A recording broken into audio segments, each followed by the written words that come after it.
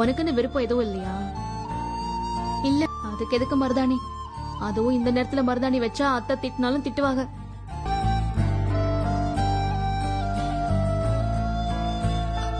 உடம்பெல்லாம் ரொம்ப வலிக்குது, இடுப்பெல்லாம் முடியல. அதான் வெண்ணெய் போட்டு குளிச்சுட்டு வந்தேன்.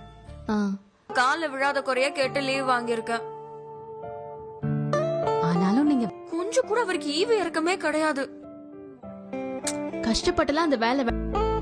அக்கா, ஒரே மாசத்துல நீங்க 2 வேலைக்கு போயிருக்கீங்க. அதெல்லாம் வேண்டாம்.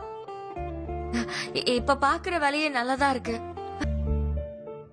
வேலை பழகல மீனா, மத்தபடி எந்த பிரச்சனையும் இல்ல. ஐயோ, நீங்க 2 பேரும் கேட்டதே எனக்கு போதும். இப்போ எதுவோ அண்ணி அதையே பண்ணிக்கோங்க அப்படின்பா. கண்டிப்பா நல்ல வாழ்க்கை தான் அமையும். மனசை போட்டு குழப்பிக்காம சந்தோஷமா இருக்கணும். சரியா? போறீங்களா? நானே போடுறேன். அப்படியா?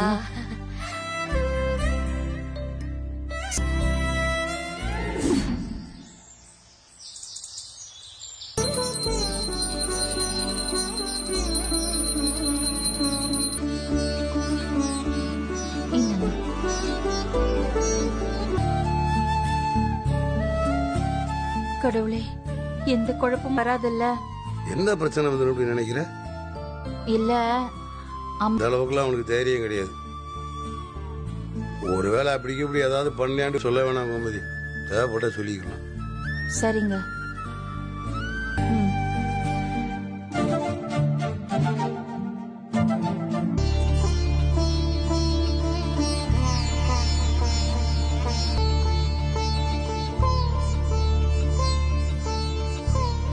இதா போடுமா.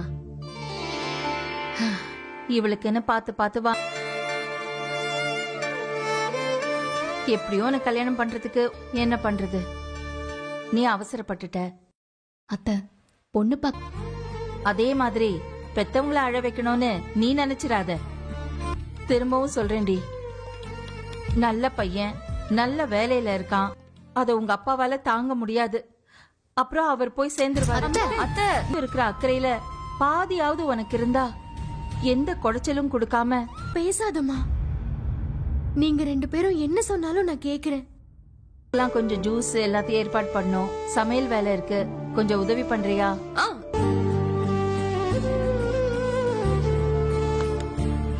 மாட்டேங்கிற ஆளுகளே.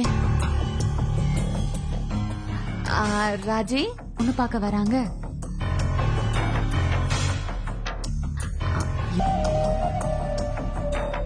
இல்ல இல்ல, இந்த புடவை எனக்கு நல்லாதான் இருக்கு.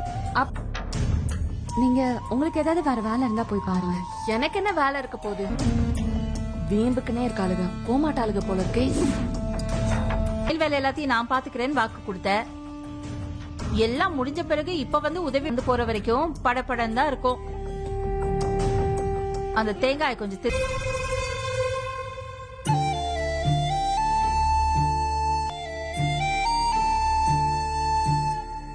அரசி பத்தி தாமா யோசிச்சுக்கிட்டு சொல்ல வேண்டியதானே?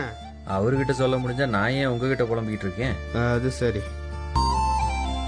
ஆமா ஆமா, நம்ம எல்லாருக்குமே அந்த குழப்பம் இருக்கதான் செய்யுது. ஆனா ஒன்னும் வருத்தமெல்லாம் இல்லல்ல? அதெல்லாம் இல்ல தம்பி. ஏங்க, உங்க அக்கா வீட்டுக்காரெல்லாம் கிளம்பி ஒரு 3/4 மணி நேரம் இருக்காது?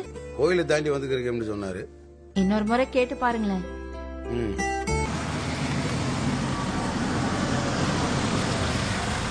வந்துட்டேன்.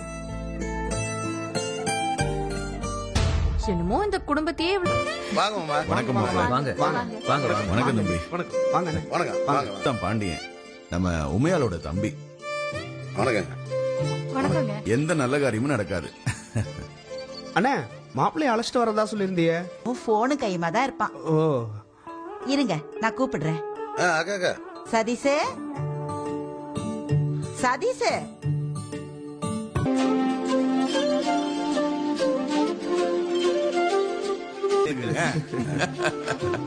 அங்கிள் எப்படி இருக்கீங்க? நல்லா இருக்கீங்களா? நல்லா இருக்கேன். ஹாய். ஹலோ. ஹலோ. வணக்கங்க. வாங்கங்க. அப்புறம் இதோ இவ மீனா. வாங்க. வா, உள்ள போ. ஆமா, வாங்க. கூப்பிடுவாங்க. ஆமாமா. சரிம்மா, நான் அப்புறம் கூப்பிடுறேன். அக்கா, இல்லதானா? இல்ல, நல்லாதான் இருக்காரு. டேய் கல்யாணம் முடியிற வரைக்கும் ஆபீஸ் வேலையெல்லாம் வேற யாராவது பார்க்க சொல்லு சரியா? உமையா எடுத்துக்கோ. ஏமாப்ல இப்பவே வெயில் இந்த போடு போடுது, நீ சித்திரையில பேரு ராஜேஸ்வரி.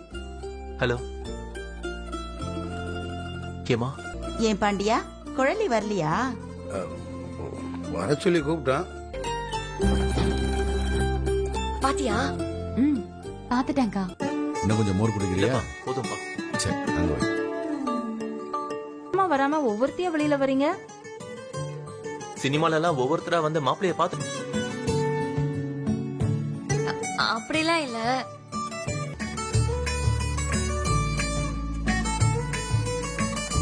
பேசுறாரு. அரசு இங்க பாரு. உனக்கு பிடிச்சிருக்குன்னா மட்டும் நீ ஓகே சொன்னா போதும் சரியா? நான் எம்டெக் முடிச்சிருக்கேன். உங்களுக்கு வேலை சென்னையில தானா?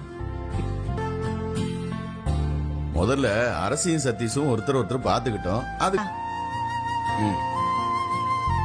கோமதி ம் அரசி ஏதாவது குடிக்கிறியா? தண்ணி எடுத்துட்டு வரவா? வேண்டாம். இத பாரு, மாப்பிள்ளை வீட்டுக்காரங்க முன்னாடி வந்து